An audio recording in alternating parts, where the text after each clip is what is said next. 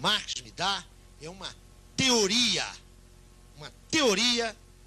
da gênese, da consolidação, do desenvolvimento e da crise da ordem burguesa.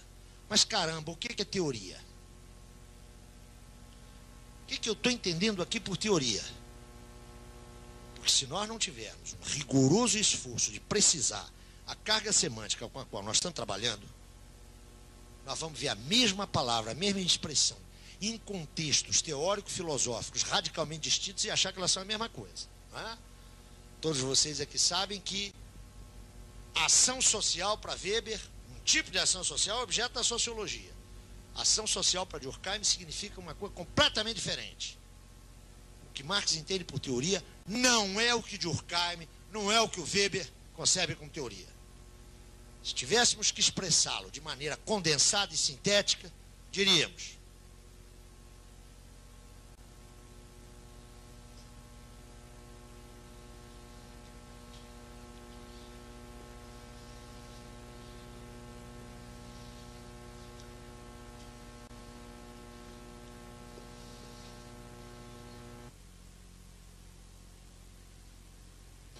se nós tivéssemos que apertadamente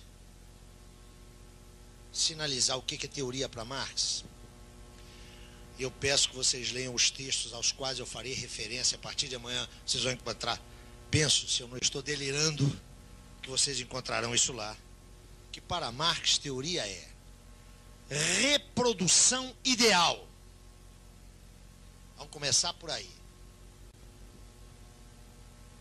É uma reconstrução no plano das ideias. Para Marx, as ideias não criam coisa nenhuma. A razão não cria coisa nenhuma. Para usar a minha formulação direta, grossa e mineira, se a fé removesse montanha, os homens não teriam inventado tratores. Para Marx, teoria é uma reprodução ideal no mundo das ideias. Reprodução por quê? Porque na verdade expressa algo que lhe é, a essa imagem ideal, que lhe é ontologicamente anterior. É a reprodução ideal do movimento. Portanto, não é uma descrição, não é uma fotografia do movimento do objeto real. Está aqui, em primeiro lugar, o materialismo de Marx. Eu lamento informar vocês, mas Marx era ateu e materialista, sabiam? Desculpe, não é uma provocação, é só uma informação. Eu digo que isso também é meio óbvio, mas eu estou cansado de ver o jeito comungar e confessar, ou ir lá no seu culto, e depois se inspirar no Capital. O Vaticano tem razão. Não dá para conciliar Jesus com Marx. Quando eu digo que o Vaticano tem razão, é que quando a teologia da libertação, que propunha uma socioanálise claramente inspirada em alguns referenciais marxistas, não era marxista, mas ela absorvia isso, o Vaticano disse: meninos, vão acabar com essa festa. Voto de silêncio para um, ameaça de exclusão para outro. Não pensem que o Papa e seus assessores é um jeito tolo, não. Ele sabe exatamente o que está fazendo. O vírus do ateísmo começa comendo pelas bordas, e há que reprimi-lo. O materialismo de Marx está aí. Nada se passa aqui sem que se tenha passado ou esteja passando aí. É só isso que é o materialismo de Marx. Não existe teoria sobre aquilo que não existe. Não existe teoria sobre aquilo que não está em processo. A teoria de Marx é a reprodução nas ideias disso aqui, ó.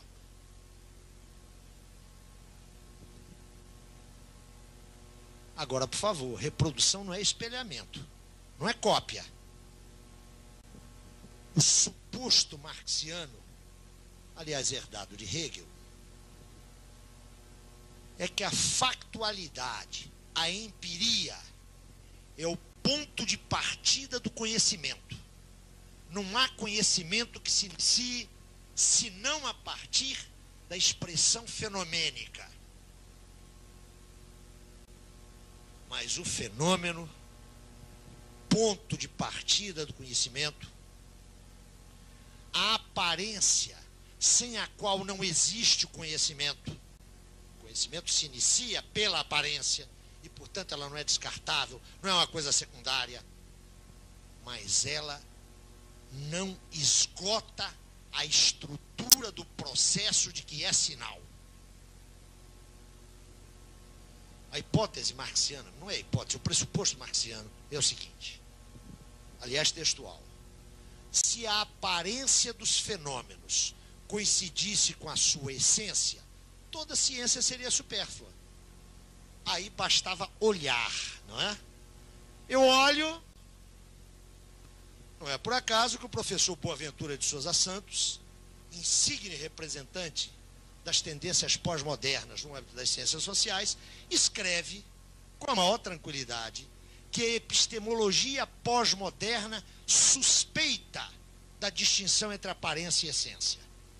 Nele, isso é coerente. Ele acha que basta olhar. Coisa que na sua prática ele não realiza. Quando ele pesquisa e pesquisa bem. Quando ele se mete epistemólogo, produz essas pérolas, né, que são muito dessa concepção ultra-empirista que hoje viceja nos meios acadêmicos, não é? Para Marx, a aparência é necessária ao conhecimento, é o ponto de partida do conhecimento. Mas ela, ao mesmo tempo que revela, oculta. Ao mesmo tempo que mostra, ela esconde. Portanto, não se trata de um espelhamento. Se trata de romper, de ir além da aparência para localizar o movimento essencial, para localizar a dinâmica estrutural. E é evidente que essa reprodução não se faz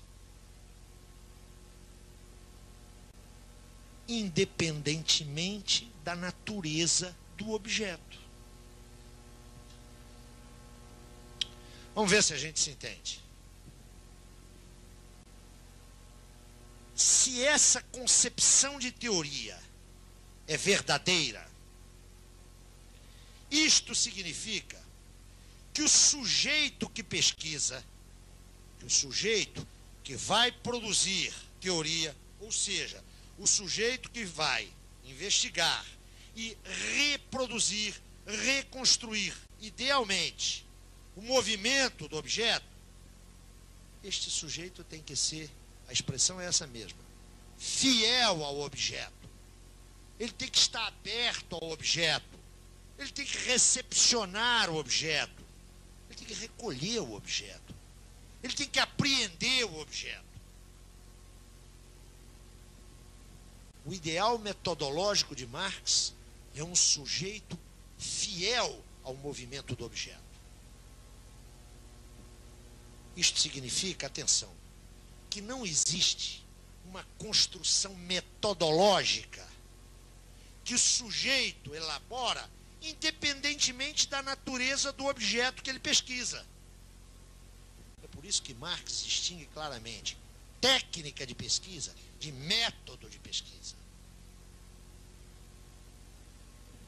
Para Marx, método é, antes de mais, a relação que permite a um sujeito apreender o movimento de um objeto. Para Marx, ao contrário de Durkheim, método não é um conjunto de regras formais para lidar com o objeto. Método é aquela relação que permite a um determinado sujeito apreender as determinações constitutivas da dinâmica do objeto. Isto significa um sujeito duplamente caracterizado. Primeiro, por essa abertura ao objeto. Mas segundo e simultaneamente, um sujeito rico intelectivamente. um sujeito que seja capaz de se apropriar das práticas cognitivas da sua sociedade, que seja capaz de apropriar-se de uma bagagem, de um background, de um acervo cultural para deslindar as formas fenomênicas. Vamos ser curtos e grossos? Pesquisador ignorante, atenção, entenda o que eu estou chamando de ignorante, né? Ignorante é aquele que não sabe, só isso, aquele que ignora. Pesquisador ignorante, pesquisa nula. Por que ninguém nasce pesquisador? Por que se forma um pesquisador? Por que a experiência de pesquisa, eu sei que muitos companheiros aqui a têm, e maior que a minha, por que a experiência de pesquisa é cumulativa? Porque não basta o objeto emitir a sua luz, você tem que ter um olho para percebê-la. O que eu estou dizendo aqui é uma prática comum em serviço social. Todos nós já orientamos, como diz meu amigo Carlos Nelson Coutinho, que inventou orientação foi o diabo, porque é a pior coisa do mundo, né? Ao invés de ler Hegel, eu tenho que ler a Maria da Silva, e tenho que fazer isso com cuidado. Todos nós já orientamos dissertações de mestrado. Perdão, antes das dissertações. As monografias de conclusão de curso.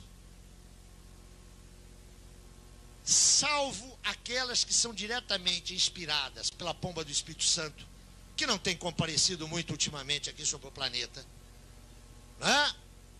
O resultado da produção dos nossos alunos de 8º e 9º período é uma sistematização acerca de um objeto qualquer. Ou é uma exploração muito inicial acerca de algum fenômeno. E eu vejo os professores dizerem: você está produzindo conhecimento. O professor diz e as pessoas acreditam. 90% das dissertações de mestrado vão para a vala comum do nada. Aliás, vão justamente. Vão justamente. Por quê? Isso não é produção de conhecimento. Isso é o apetrechamento necessário do pesquisador. É necessário fazer isso. Mas não nos iludamos com produção de conhecimento. No geral, até a dissertação de mestrado, o que se faz é tornar esse sujeito mais rico. É fazer com que ele se aproprie de determinações teóricas que já fazem parte do nosso patrimônio comum. Ninguém começa a investigar a partir do nada. Quanto mais ampla a bagagem de conhecimentos, mais sensibilizado estará o sujeito para a recepção do objeto. É nesse sentido que essa reprodução não é uma reprodução que encontra um sujeito que espelha o objeto. Pelo contrário, é um sujeito que enfrenta o objeto, que se confronta com o objeto, que nega a forma aparencial do objeto. O que Marx nos oferece é uma teoria da sociedade burguesa. É uma teoria que expressa cá na cuca esse circuito. É isso que nós vamos chamar aqui de teoria marxiana. Quais são as categorias de Marx? Eu já falei aqui das 3 leis da dialética, não é? É claro que Marx não tem nada a ver com isso. Se uma teoria é a reprodução ideal do movimento de um objeto, é evidente que as categorias não são criações da cabeça dos homens. As categorias são traços constitutivos do movimento desse objeto. Marx não inventou a mais-valia. Marx descobriu no processo do movimento do capital a mais-valia. Categoria não é invenção da cabeça de Marx. A expressão mais-valia reproduz cada cabeça um traço constitutivo do movimento do objeto, que é o capital. Isto significa que o bom pesquisador não é aquele que mete 4 ou 5 categorias debaixo do braço e sai caçando objeto, não é? O pesquisador extrai as categorias do objeto que ele pesquisa. Isto significa que, se Marx nos deu aquela teoria, e se a sociedade burguesa é extremamente complexa, o conjunto de categorias que dela extraiu Marx configura um verdadeiro arsenal categorial. Um arsenal de categorias que eu não posso estudar através de um dicionário que liste as categorias e as defina. Sabem qual é o rolo de Marx para a gente discutir o seu método? É que, se eu quiser discutir o método de Durkheim, eu vou a um texto que Durkheim produziu em 1895, intitulado As Regras do Método Sociológico. Está ali o manual da sociologia durkheimiana. O que é método, quais são as categorias, como é que eu estudo. Ali, o método é um conjunto de regras que eu posso apreender independentemente da leitura do suicídio, independentemente da leitura de a divisão do trabalho social, etc. Se eu quero conhecer o método de Weber e as categorias weberianas, eu abro lá o Economia e Sociedade e encontro um capítulo intitulado Categorias Sociológicas Fundamentais. Em Marx eu não tenho isso. Por quê? Em alguns marxistas eu tenho, não é? Eu sou de um tempo em que aqueles 2 livrinhos da Martha Harnecker, Conceitos Elementares, aquele profundo desserviço à obra de Marx, aquilo circulava livremente aí. Tirante essas contribuições, que Marx não tem nada a ver com elas, pelo amor de Deus. Por que Marx não escreveu um livro, O Método Dialético, ou O Meu Método? Por que Marx não fez isso? Não foi falta de tempo.